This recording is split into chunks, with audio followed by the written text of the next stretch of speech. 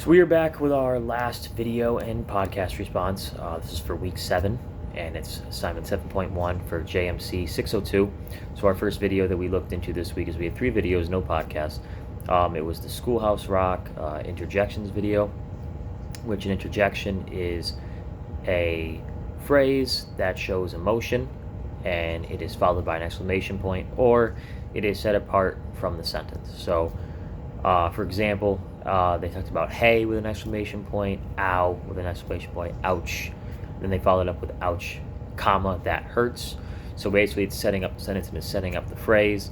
They also dove into when they said well, ow, oh, darn, things like that, or darn, that stinks. So whatever it's followed up by is what it would be to navigate the sentence and set up the phrase. To a similar video, another Schoolhouse Rock one that we covered was busy prepositions, which consist of on, of, to, with, in, from, or by, and there's also a couple others in there as well.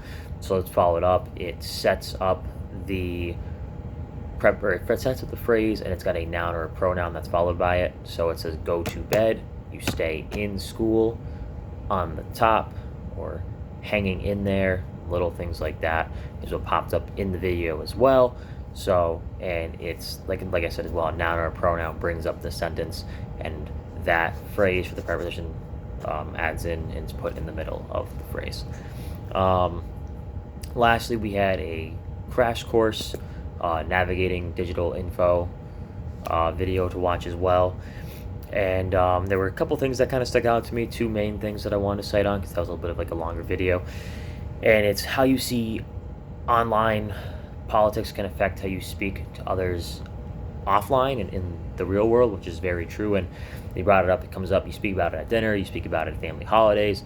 Sometimes you see things online that people kind of just tend to believe everything, and that is kind of an issue. And then you bring it up in front of family, friends, and they kind of might think a different perspective of you because, you know, you're bringing up different types of political views and things like that. And a lot of times, you know, happens in most families, political views are always brought up. So sometimes you can't believe everything that you see on the internet, especially when it comes to politics, because half the time a lot of it is a lie to make you believe that whoever you are with or certain people who you are against, it just gives you more of a reason to back that up, basically. And the other thing too with social media numbers, I guess it says 68% of adults get their daily news on social media, and a lot of that comes from Facebook.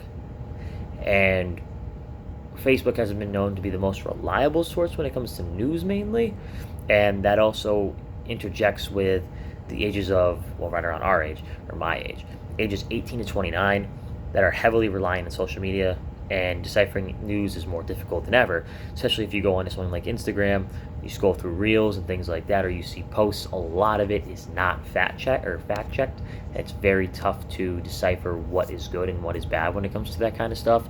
So pretty much making sure that you are able to know where you're getting your news sources from, and it should always be the mainstream outlets. I think one of the things that we covered this week when talking about keywords in our chapters, the chatbots to be included, having a chatbot on social media would actually help out a lot to pretty much help decipher and really kind of set aside the real facts aside from the fake news. It would really help out with those kind of websites, especially when you see videos like that, because Instagram kind of already has it, but they need to do a better job with it. But I would say they do have sometimes it's labeled as fake news on certain things, and that's what they have to do more of. So if they do, it would be a good balance, and it would really help the different social media sites out there. But that's going to wrap up the video response for JMC602, our last one of the year. And yeah, it's been a great time doing these, and we've learned a lot from the course, so it's a great way to end it.